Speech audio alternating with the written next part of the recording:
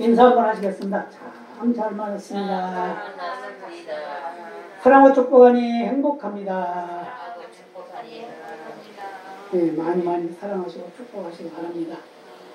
네, 오늘 맥주절이에요. 맥주 감사절이에요. 근데 그냥 날씨가 무져서 그런지 이렇게 많이들 못 나오셔서 안타깝지만 하나님은 소주가 모은 곳에도 계신 분이니까 그 계시는 분의 때만 영광을 돌리는 그런 예배가 되기를 바랍니다. 오늘 본문을 보면 뭐라고 했어요? 네 재물과 네 소산물을 처음 열매로 여호와를 공경하라. 그리하면 네 창고가 가득히 차고 네 집들에 새 포도즙이 넘치리라. 가지고 있는 것, 소산물, 내가 수익을 얻은 것. 그리고 이때 당시에는 농사가 주업이었으니까, 농사를 많이 지었으니까 농사에 대해서 말씀을 하고 있지만 처음 이룬 열매다. 그래서 이 감사절, 맥주 감사절의 시기, 그 유래는 구약의 3대 절기로 나타나고 있습니다. 그래서 그 3대 절기를 우리가 계승한 절기로 지키고 있는데, 이 맥주절이라고 하는 의미는 거두어 수확하는 절기다, 그런 의미를 가지고 있어요. 그걸 뭐 이제 히브리어로는 하카체르라고 이렇게 말하는데, 아마 히브리어는 다 모르지만 거두어 수확하는 절, 거두어서 수확하는 절. 그래서 일반적으로 맥주절은 그 명칭이 여러 가지가 있어요. 77절, 오순절, 성령 강주, 나중에는 이제 성령 강림절 되죠. 성령 강림절, 이렇게 이제 여러 가지 이름을 가지고 있는데, 77절이라고 하는 것은 보리 수확의 첫 단 하나님께 드리는 초실절, 첫 열매를 하나님께 드리는 그날부터 시작해서 7주간을 계산해요. 7주간. 좀 77, 49 하고, 그 다음 안식 후 첫날이니까 주일날, 하나님께 드린다 해서 오순절, 50일. 77절은 일주일이 7이라 해서 77절, 오순절은 50일이라는 말을 의미를 해서 오순절, 이렇게 말을 합니다. 그리고 오순절이라고 하는 것은 추수와 관계된 의미가 있다는 거죠. 그래서 초실절에 대해서 그 다음날부터 계산해서 50일째 되는 날이라 해서 오순절. 그리고 여러 가지 이제 축제일이 있지만, 또는 성해다, 또는 6월절이다, 초막절이다, 이런 게 있죠.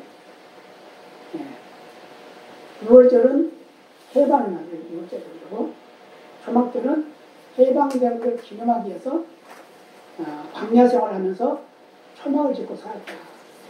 그러니까 해방의 기쁨을 누리면서 살아가는 걸 말씀드리고 있습니다. 그래서 하나님께 기뻐함으로 감사하면서 예배하는 날이 바로 이 절기다라는 걸 이제 말씀하고 있는데, 하나님께서 맥주절은 한 해 수확을 끝낸 그 기쁨 속에서 그 수확을 가능케 해주신 하나님께 감사하면서 드려지는 예배가 바로 이 맥주절의 축제입니다. 이런 걸 다른 말로 우리가 생각해 본다고 하면, 우리 인생의 모든 것은 오직 하나님, 여호와께로 말미암는다라는 것을 말씀드리고 있고, 다시 한번 우리의 믿음을 고백하고, 하나님이 나를 생명을 연장해 주셨고, 나를 통해서 하나님 역사하셨고, 나에게 모든 것을 주셨다는 그런 의미를 가지고 있습니다. 그래서 우리는 맥주 감사절을 맞을 때마다 감사의 축제 속에 하나님이 최고다, 하나님이 먼저다, 하나님이 제일이다라는 그런 의미를 가지고 예배를 드리는 것이 바로 이 맥주 감사절입니다. 그래서 이 맥주 감사절의 그 시기는 바로 추수 감사절이 원래 이제 추수 감사절로 지켜져 있는데, 그 추수 감사절 중에 하나, 그래서 특히 신약시대에 와가지고는 이 맥주절을 보리, 밀 이런 걸 거두는 시기를 이제 맥주절 그걸 기념하기 위해서, 그걸 감사하기 위해서. 그 다음에 이제 추수감사절은 가을에 농사를 지어서 겨울 준비를 하는 거죠. 그래서 저장하는, 그 수장절이다라는 그런 말을 쓰고 있어요. 이렇게 하나님 앞에 우리가 살아가는 모든 과정 속에서 하나님 우리에게 필요한 것을 채워주시고 때를 따라 공급해 주시는 그런 은혜에 감사하는 날이 바로 맥주절 또는 추수감사. 또 6월절, 해방의 기쁨을 누리는 6월절. 이런 것들을 우리에게 절기를 주셨다 그 말이에요. 근데 이런 것들을 이스라엘 백성들은 잘 지켰다는 거예요. 그래서 창조 시대에 아담과 하와가 수고하지 않아도 그들은 먹고 살 수 있었어요. 그렇죠? 에덴 동산에서 풍족한 양식을 먹을 수 있었습니다. 왜요? 하나님께서 시절을 따라서 열매를 주셨기 때문에. 그럼 그 열매를 먹고 살았었어요.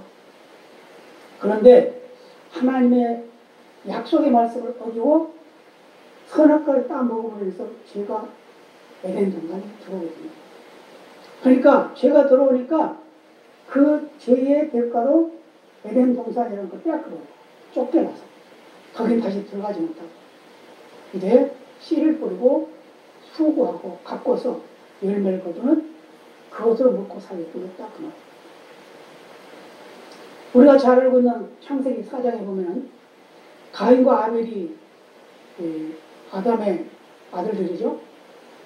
근데 가인은 큰아들, 아벨은 작은아들. 근데 큰아들은 농사를 지었고 작은아들은 목축을 했죠. 양을 기르죠. 거기서 보면 그들이 추수를 하고 또 양을 잡아서 하나님 앞에 제사를 드린다고. 똑같은 제사를 드리는 거예요. 가인은 자기가 수고한 것으로 하나님께 드리고 아벨도 역시 자기가 수고해서 얻은 거 가지고 하나님께 드린 거예요. 드렸는데 똑같은 예배, 똑같은 제사를 드리고 똑같은 제물, 제물의 종류는 다르지만 제물의 유형은 같은 거죠. 드리면서 예배를, 제사를 드렸는데 그 제사를 가인과 가인의 제사를 받지 않았다. 근데 아벨과 아벨의 제사는 받았다. 거기에는 뭐가 들어있냐면 바로 믿음이다. 그래서 히브리서 기자는 아벨은 믿음으로 드려졌기 때문에 하나님 받으셨고 가인은 믿음으로 드려지지 않았다라고 이렇게 말씀합니다. 그래서 그 결과를 보면 안다는 거죠. 정말 믿음으로 드렸는지 아닌지를 결과를 보면 아는데 가인이 책망을 받으니까 좀 화를 냈죠. 하나님께. 자기 제사 안 받았다고 화를 냈잖아요. 그러고 나면 결국은 어떻게 돼? 자기 동생을 죽였잖아요. 그러니까 믿음 없이 드리는 것이 분명하다. 근데 아벨은 어떻게 해요? 그 믿음 때문에 저는 죽은 거예요. 이스라엘 백성들이 애굽에서 400여 년 동안 종살을 하다가 자유를 누리게 됩니다. 자유를 누리는데 그 6월절을 지나서 자유를 누리는데 그 자유를 누리는 과정 속에서 뭐 했어요? 광야 생활을 했죠. 광야 생활을 40년 동안 광야 생활을 합니다.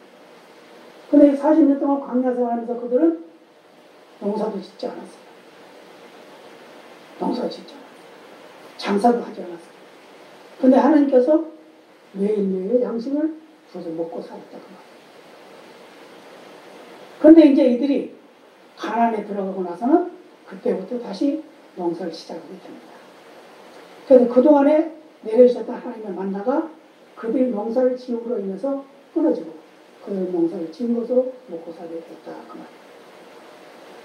그래서 이스라엘 백성들이 가나안에 들어가서 공부를 처음 거둔 것을 하나님 앞에 감사함으로 드렸다. 그게 시초예요. 그게 바로 첫 열매 드립니다. 그래서 이 백성들은 첫 곡식단을 제사장에게 갖다 드리면 제사장이 그걸 하나님께 드리는 거예요.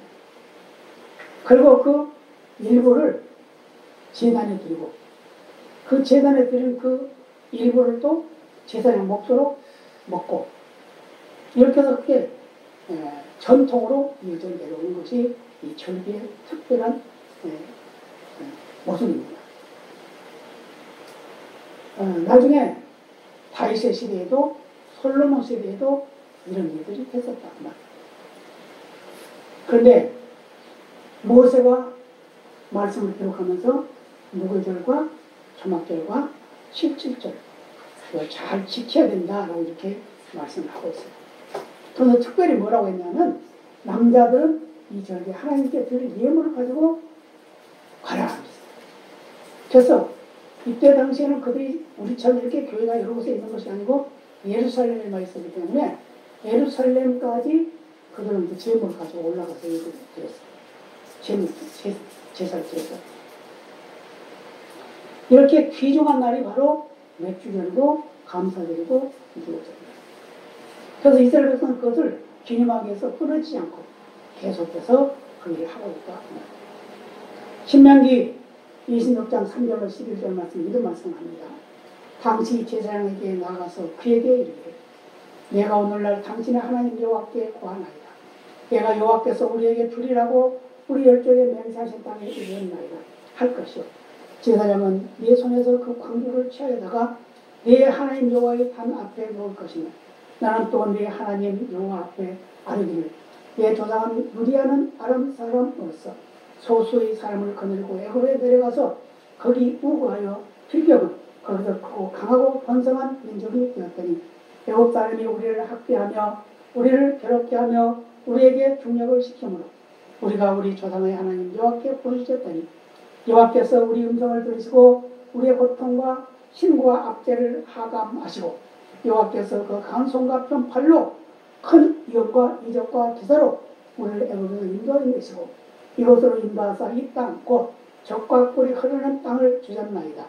여호와여 이제 내가 주께서 내게 주신 토지 소산의 만물을 가져왔나이다 하고 너는 그것을 네 하나님 여호와 앞에 두고 네 하나님 여호와 앞에 경배할 것이며 네 하나님 여호와께서 너와 내 집에 주신 모든 복을 인하여 너는 내 이인과 내 중에 오가는 객과 함께 즐거워할지니라 라고 말씀합니다. 이것은 이스라엘 백성들이 이 절기를 지킬 때 이걸 낭송했어요. 하나님이 주신 것을 이 절기를 통해서 뭘 말해주고 있냐면 하나님께 감사하는 것도 감사하지만 이웃의 약한 자, 없는 자를 도와주는 일도 된다. 그래서 중요한 절기라는 걸 말씀해주고 있습니다. 그래서 이러한 그 절기가 신약시대까지 계속 이어져 왔습니다. 그래서 추수를 위해서 감사하고 또 맥주를 몸에 걸려서 감사하고 여러 가지로 감사하는 그런 절기로 지켜왔는데 우리나라에서도 역시 마찬가지입니다. 우리나라에서 서양에서 미국에서 청교도들이 지켰던 그 관습, 그 행사 그걸 그대로 따라서 하는 거죠. 그래서 보통 맥주절은 7월 초 그러니까 한 해의 절반을 계산하는 그런 의미. 그 다음에 또 추수감사절은 보통 11월 중후반 뭐 이렇게 되죠. 네, 그렇게 해서 한 해를 또 마무리하는 그런 절기를 지키고 있다. 그래서 이 절기를 통해서 우리는 하나님께 감사해요. 그래서 오늘 본문에 말씀한 것 같이 첫 번째 하나님이 나에게 주신 것 그거에 감사합니다. 하나님께 드리는 그 예식이 바로 절기 모습이다. 그래서 이날은 무슨 날이냐? 하나님의 은혜를 기억하는 날입니다. 아멘. 하나님의 은혜를 기억하는 날입니다. 그래서 신명기 16장 3절에 말합니다. 이같이 행하여 너희 평생에 내가 애굽 땅에서 나온 날을 기억할 것이니라. 기억할. 16장 12절에 보면 너는 애굽에서 종되었던 것을 기억하고 이 규례를 지켜 행할지니라. 우리는 뭘 해야 돼요? 우리는 마귀의 손에 붙잡혀 있던 우리의 모습, 마귀에게 붙잡혀 있던 죄의 모습 이런 것을 하나님께 나옴으로 우리는 정결함을 얻게 되었기 때문에 우리 하나님께 감사해야 된다. 그 말. 누가복음 17장 11절로 19절로 이런 말씀합니다. 10명의 문둥병자가 있어. 예수님께 나왔습니다. 예. 그래서 예수님께 우리 고쳐주세요. 그럽니다. 예수님께서 너희들 가라. 그 제사장에게 보여라. 이러고 말씀하죠. 그러니까 10사람이 다 깨끗함 받았어요. 그런데 10사람이 다 깨끗함 받았는데 한 사람이 예수님께 따라 쫓아오니 다시 찾아와요. 그래서 예수님 앞에 엎드려 살해하면서 감사를 드립니다. 그때 예수님이 물어봅니다. 아니 10사람이 다 깨끗함 받지 않았느냐? 9은 다 어디 있느냐? 그러면서 그 한 사람이 뭐라고 그러니까 내 믿음이 너를 구원하였다. 지금 구원, 영혼 구원도 받게 됐다. 처음에서 구원도 받았지만 영혼 구원도 받게 됐다는 걸 잊지 마시기를 바랍니다. 시편 116편 12절에 보면 여호와께서 내게 주신 은혜를 무엇으로 보답할꼬 여호와의 이름을 부르면 나의 소원을 꼭 갚으리로다. 여호와의 이름을 부르면 내가 갚으리로다. 소원. 이게 바로 우리의 믿음의 삶의 모습이라는 걸 말씀드리고 있습니다. 감사는 은혜 받은 자들이 그 받은 은혜에 대해서 하나님께 보답하는 것이 감사예요. 그래서 매일매일 우리 살아가는 것도 감사예요. 하루하루 살아가는 것도 감사예요. 오늘 나에게 생명이 붙어있는 것도 감사예요. 네. 감사하시길 바랍니다. 네. 그래서 행복론이라고 하는 책을 쓴 칼 힐턴이 이렇게 말했어요. 감사하는 사람은 젊어진다. 감사하는 사람은 젊어집니다.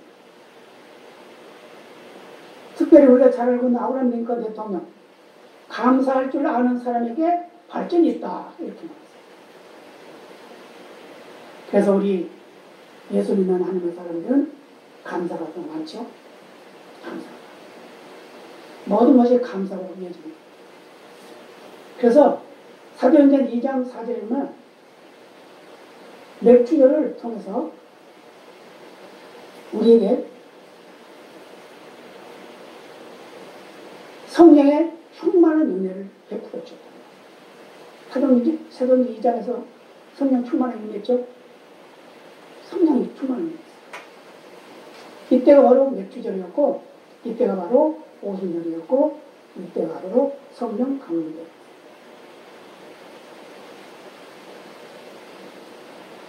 그렇기 때문에 우리는 이 날을 우리를 향하신 하나님의 사랑이 얼마나 큰지를 생각하고 감사하는 그런 삶이 되어야 될 줄로 믿습니다.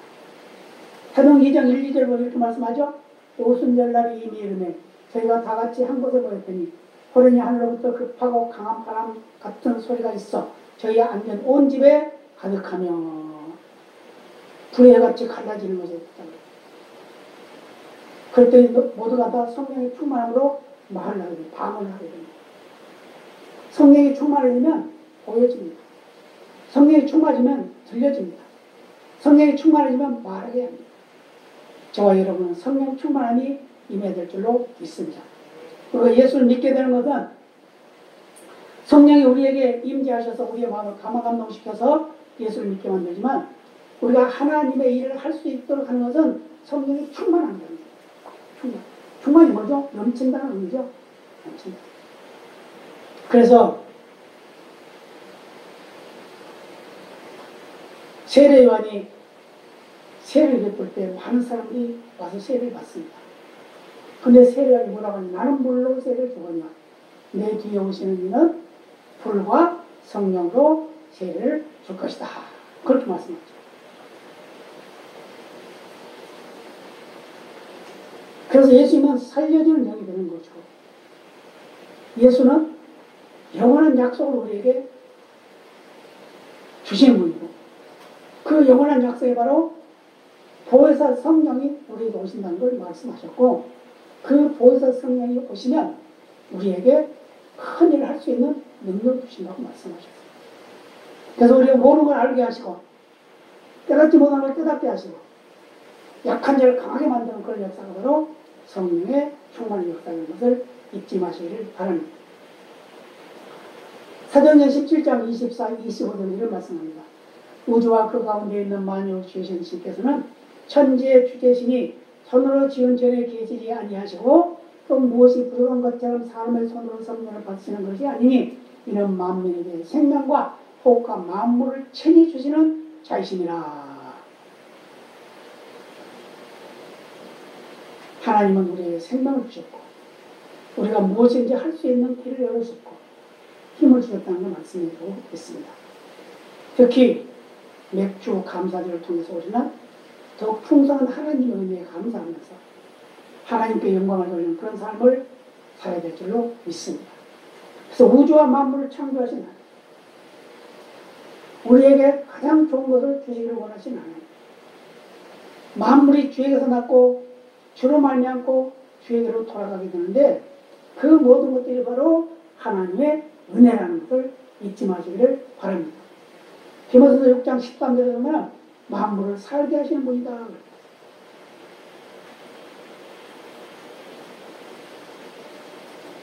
곡식, 식물이라고 하는 것은 우리 인간이 살아가는 데 필요한 필수적인 것입니다. 그죠? 지금 세계가 가난에 허덕이는 그런 나라들이 참 많이 있어요.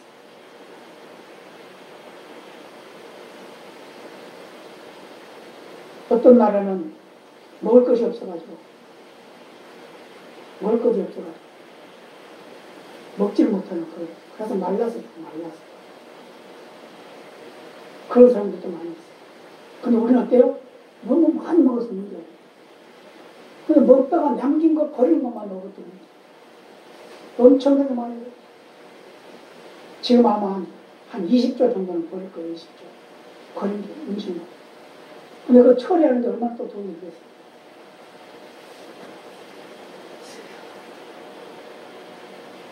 북한 사람들하고 이 사람들 이야기 들어보면 그 사람들 음식이 너무 많으니까 아깝더라. 버리고.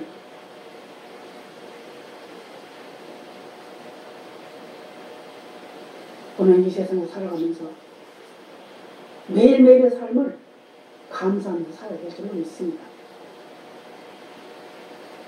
10편 20, 10편 1절은 이런 말씀입니다. 여호와는 나의 빛이시오 나의 구원이시니 내가 누구를 두려워하리요. 여호와는 내 생명의 능력이시니 내가 누구를 무서워하리요. 이 세상이 많이 힘들고 어려워도 우리는 두려울 것 없이 감사하면서 살아야 될 줄로 믿습니다. 그래서 범사에 감사하는 신앙생활을 해야 됩니다. 베드로전서 5장 18절 말씀하죠. 범사에 감사하라. 이는 그리스도 예수 안에서 너희에게 하신 하나님의 뜻이니라. 범사에 감사. 꼭 맥주에만 감사하는 게 아니고 추수절만 감사하는 거 아니고 매일매일의 삶은 감사해. 아침 먹으면 감사. 점심 먹으면 감사. 저녁 먹으면 감사. 잠자게 하시니 감사. 근데 우리가 그렇게 감사하는 거죠. 농사는 풍년이 될 수도 있고 흉년이 될 수도 있어요. 이런 모든 것들이 하나님이 하시지 않으면 안 된다고. 한번 보세요. 저 북쪽에서는 식량이 모자라고 석 달 정도 먹을 것이 모자란데 그럼 어떻게 해야 돼요? 그래도 먹고 살아야 될까요? 근데 왜 그럴까요? 그 사람들? 우리는 그냥 먹을 것이 너무 많아가지고 배가 불러서 난리인데 왜 그래요? 그 사람들과 우리의 삶이 다릅니다. 왜요? 그 사람들은 사회주의를 투쟁해가지고 하나님을 모른다? 하나님이 없다. 그런 사람들이고 우리는 하나님의 은혜로다. 그렇게 살기 때문에 그러는 거예요. 아멘입니까? 예. 하나님의 은혜로 살기 때문에 하나님의 은혜로 우리는 먹고 사는 거예요. 그래서 우리는 불평불만 할 것도 없어요. 불평불만 할 것도 없어요. 불평불만 해봐야 누구한테 자기 하나님께 불평불만 하는 거지 뭐. 다른 거 있어요? 빌립보서 2장 1절로 이런 말씀입니다. 그러므로 그리스도 안에 무슨 권면이나 사랑의 무슨 이로나 성령의 무슨 교제나 긍휼이나 자비가 있거든 마음을 같이하여 같은 사랑을 가지고 뜻을 합하여 한 마음을 품어라. 한 마음. 서로가 한 마음을 가지고 서로 존경하고 서로 사랑하고 서로 이해해주고 서로 축복해주고 그러면서 살아가는 것이 바로 성도들의 삶이라는 거예요. 이 절개라는 건 바로 그런 의미를 가지고 있어요. 예, 하나님 우리에게 주신 거 거뒀으니까 나누면서 살아라 그 말이에요. 맥주절은 단순한 추수감사절과는 다릅니다. 하나님이 만유의 주제가 되시고 우리의 모든 것을 다 주관하고 계시고 우리에게 새 소망을 주시고 산 소망을 주시는 성령 강림절이라는 걸 우리는 잊지 말아야 됩니다. 매일 매순간 하나님께서 베푸시는 데 감사하고 또 다짐하고 또 실천하는 그런 매일의 삶이 되시기를 바랍니다. 오순절은 성령 강림절입니다. 성령 강림은 우리에게 새로운 소식을 우리에게 주신 날, 새로운 용기를 주신 날이요, 새로운 것을 우리에게 전해준 날입니다. 하나님은 하나님의 인도하심을 따라 우리가 살아가야 된다는 걸 말씀해 주고 있습니다. 그리고 우리는 범사에 감사하는 신앙을 가져야 된다고 오늘 맥주절 정서 우리에게 말씀하고 있습니다. 그 믿음으로 굳게 서서 승리하는 우리 모두가 되어야 될 줄로 믿습니다. 다 같이 기도하시겠습니다.